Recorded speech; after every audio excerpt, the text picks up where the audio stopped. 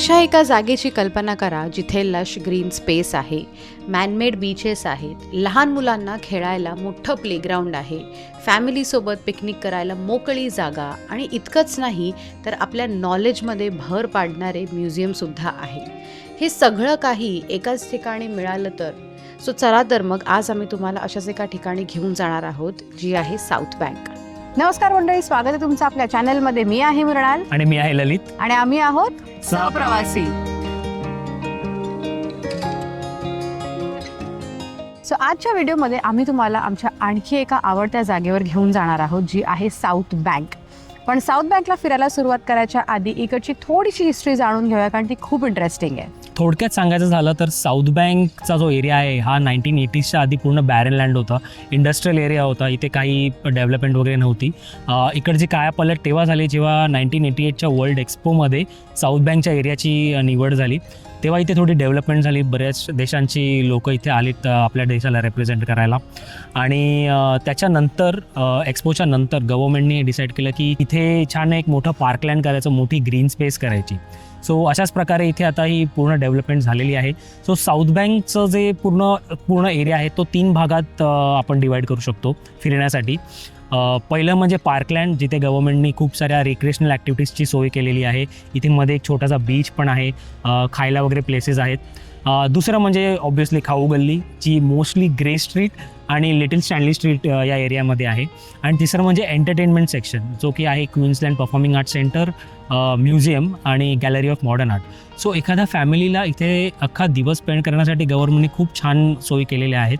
So आता आपण आपल्या साऊथ बँकची टूर पार्कलँडपासून चालू करूया. चला तर मग.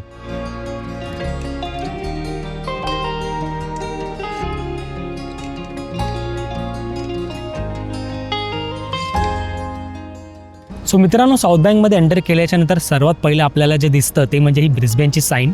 ही इथे 2014मध्ये इन्स्टॉल केलेली आणि त्याच्यानंतर मग ही परमनंट करण्यात आली. हा इकडचा एक खूप इम्पॉर्टंट लँडमार्क आहे आणि आम्ही आमच्या यूट्यूबची जर्नी या ब्रिस्बेन साईनचा व्लॉग करूनच केलेली. सो तो व्लॉग आमच्या चॅनलवरती नक्की बघा.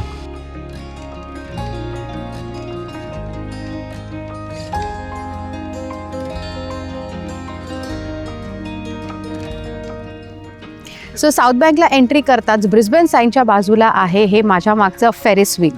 ह्या फेरिस व्हीलमधून ब्रिस्बेनचा 360 डिग्री व्ह्यू दिसतो आणि त्या गंडोलाजमध्ये एक ऑडिओ टूर चालते. सो एक 15 to 20 मिनिट्सची ती ऑडिओ टूर असते, ज्यात ती लोक ब्रिस्बेनच्या इम्पॉर्टंट लँडमार्क्सची इन्फॉर्मेशन देतात आणि ते पिनपॉईंट पर करतात की ते लँडमार्क्स कुठे आहेत.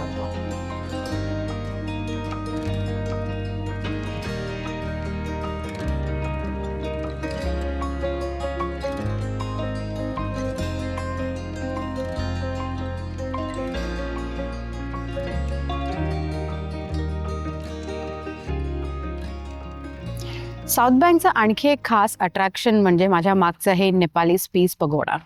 हे इन्स्टॉलेशन वर्ल्ड एक्सपो 88मध्ये केलेलं आणि त्या टाईमपासून हे एकच असं इंटरनॅशनल इन्स्टॉलेशन आहे त्या टाईमचं, जे अजूनही इथे साऊथ बँकमध्ये आहे. तुम्ही जवळ जाऊन बघितलं तर त्याच्यावरती खूप इंट्रिकेट डिझाईन्स केले आहेत, सिम्बल्स आहेत आणि हे इंट्रिकेट डिझाईन्स आहे गॉड, गॉडेसेस आणि मिथिकल ॲनिमल्सचे. आणि आतमध्ये जाऊन नावाप्रमाणे अगदी पीसफुल वाटतं.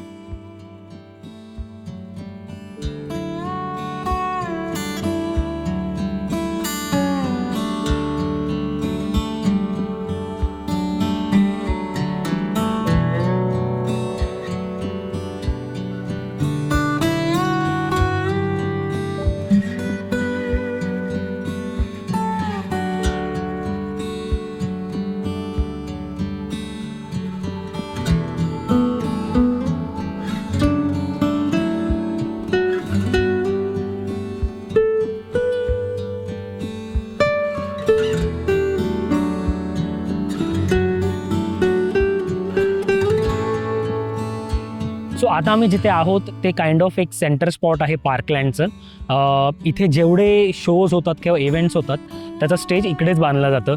इकडे जेव्हा ड्रोन शो होतो तेव्हा सुद्धा इथेच लोक येऊन थांबून शो बघतात, इथेच ड्रोन उडवले जातात.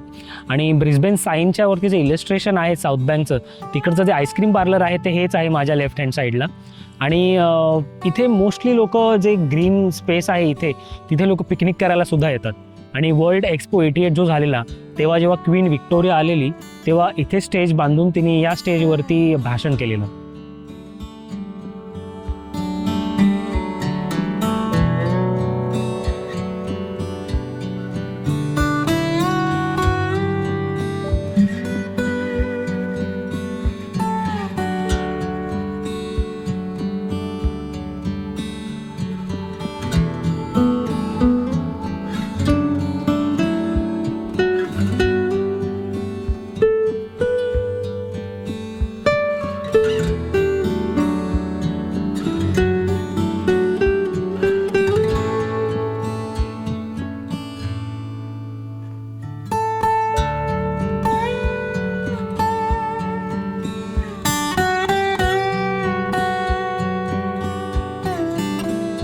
उन्हाळ्याची गरमी बीट करण्याचा बेस्ट ऑप्शन काय आहे? पूलमध्ये जाणं. सो इथे सिटीमध्येच ह्यांनी साऊथ बँकला हे मॅनमेड छोटेसे बीचेस आणि पूल बांधलेले आहे.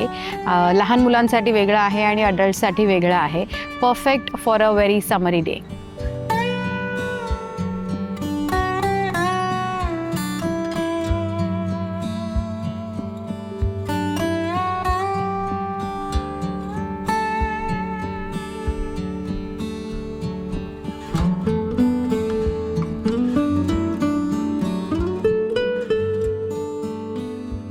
सो हे आहे एपिक्युरस गार्डन. एपिक्युरस गार्डन म्हणजे सोप्या भाषेत सांगायचं झालं तर एक छोटंसं फार्म. इथे ह्या लोकांनी काही प्लांटेशन केलं आहे फळांची आणि फुलांची, आणि आठवड्यातले काही दिवस इकडनं आपण हे सॅम्पल्स फ्रीमध्ये कलेक्ट करू शकतो. इथे गार्डनर आहे, आपण त्यांना सांगावं लागतं we cannot pluck it by our own self. So त्या लोकांनी कार्ट ठेवलं आहे, त्या कार्टमधून आपण ते पिकअप करू शकतो सॅम्पल्स.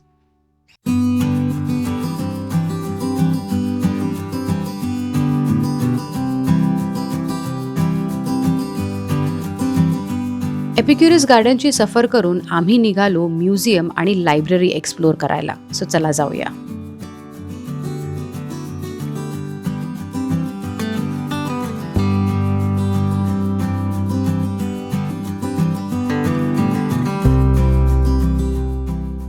सो क्वीन्सलँड म्युझियम कुरिल्पामध्ये इकडच्या नॅचरल हिस्ट्रीबद्दल, सायन्सबद्दल आणि कल्चरबद्दलचे काही एक्झिबिट्स आहेत, आणि हे सगळे एक्झिबिट्स क्वीन्सलँड रिजनशी निगडीत आहेत. आता म्युझियम बंद आहे, बट आम्ही नंतर ट्राय करणार आहोत आज जाऊन काही शॉट्स घ्यायला, कारण आता सध्या तिकडे क्रॉकोडाईलचे एक्झिबिट्स केलेले आहेत which are specific to Queensland region again. But otherwise इथे आय थिंक डायनासॉर्सचे सुद्धा काही स्केलेटन वगैरे आहेत जे आय डोंट नो आता करंटली असतील की नाही, बट असं खूप काही काही वेगळं असं नॅचरल हिस्ट्रीबद्दल आहे. So we are going to go and see that as वेल.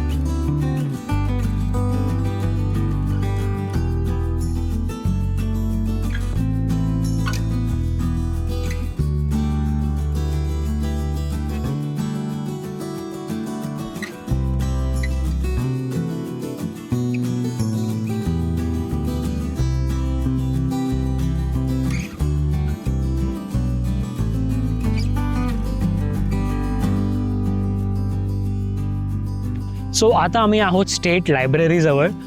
ही आहे क्वीन्सलँडची स्टेट लायब्ररी. म्हणजे इकडे क्वीन्सलँडच्या हिस्ट्रीबद्दलचे रेफरन्स आणि रिसर्च पेपर्स पब्लिश केलेले आहेत. आणि हे एक्झॅक्टली मुंबईचं जे टाऊन हॉल आहे, जे एशियाटिक सोसायटीज आहेत, तसंच आहे. मुंबईची हिस्ट्री जिथे पब्लिश केलेली आहे एक्झॅक्टली द सेम.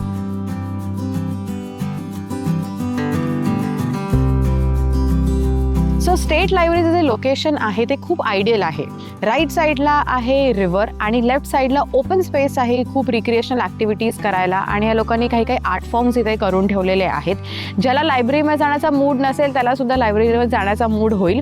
मी एकदाच गेले ह्या लायब्ररीमध्ये आणि लायब्ररी खूप मोठी आहे, खूप प्रशस्त आहे.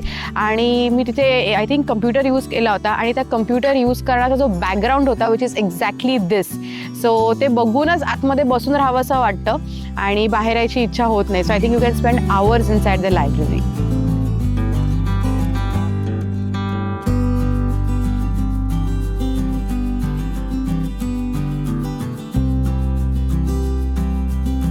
स्टेट लायब्ररीपासून थोड्याच अंतरावर आहे गॅलरी ऑफ मॉडर्न आर्ट, जे एक आर्ट म्युझियम आहे. इथे वेगवेगळ्या आर्टिस्टचे मॉडर्न आणि कंटेम्पररी आर्टचं कलेक्शन आहे. आम्ही पोचलो तेव्हा म्युझियम ऑलमोस्ट बंद होणार होतो, सो जास्त फिरता नाही आलं. पण एका गोष्टीने आमचं लक्ष वेधलं, ते होतं हे वारली पेंटिंग. म्युझियमचा फेरफटका मारून आम्ही निघालो सनसेट बघायला. सो आता आम्ही जिथे आहोत ती एक ओपन स्पेस आहे आणि मागेच रिव्हर फ्लो सुद्धा होते. हे kind of like an amphitheatre आहे आणि इथे मूवीज वगैरे प्ले होतात. क्रिसमसच्या वेळेला स्पेसिफिकली इथे दर दिवशी वेगवेगळे मूवीज हे लोक इव्हनिंगला प्ले करतात आणि बरेच दुसरे सुद्धा इथे इव्हेंट्स होत असतात. सो ही एक खूप मोठी ओपन स्पेस आहे आणि अदरवाईज सुद्धा लोकांना ॲक्सेसेबल आहे पिकनिक करायला.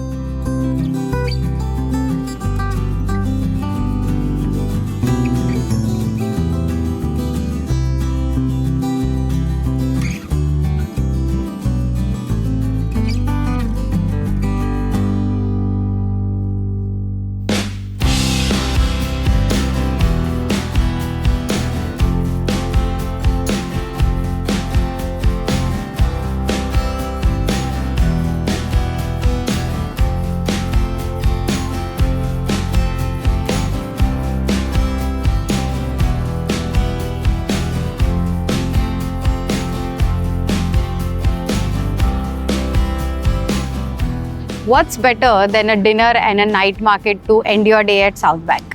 दिवसभर एवढे सगळे ॲक्टिव्हिटीज करून, बीचमध्ये स्विमिंग करून, म्युझियम फिरून थकल्यानंतर इव्हनिंगला हे नाईट मार्केट स्ट्रोल करायचं. आणि इथे वेगवेगळ्या क्युझिनचे भरपूर रेस्टॉरंट ऑप्शन्स आहेत इथे ग्रे स्ट्रीटला आणि लिटल स्टॅनली स्ट्रीटला. सो ते डिनर एन्जॉय करून तुम्ही तुमचा दिवस एंड करू शकता साऊथ बँकला.